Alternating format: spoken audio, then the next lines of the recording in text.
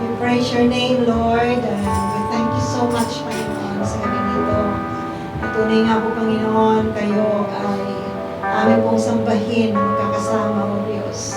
Lord, you see our hearts. You know everything about us, Lord God. We just wanted to praise your holy name, Panginoon.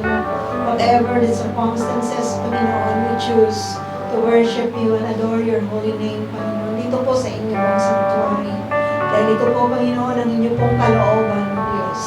And whatever we feel, O Lord God, it will not change who you are, Panginoon. And Lord, alam po namin na hindi kami nakabase, O Lord, at sa aming pong mga pakiramdam, O Diyos. Patuloy na kayo ang aming pipiliin, O Diyos. At dalangin po namin na patuloy na kayo po ang mangusap, maging Diyos sa amin, Panginoon.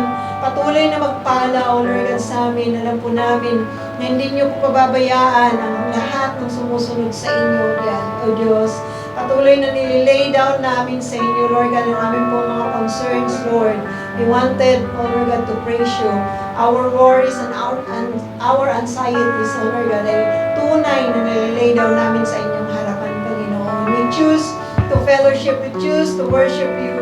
We choose, Panginoon, na tunay na buksan ang aming pong mga puso at isipan upang kayo, Panginoon, ay patuloy namin, Panginoon, tanggapin ang inyong pong sasabihin sa gabing ito, Lord God.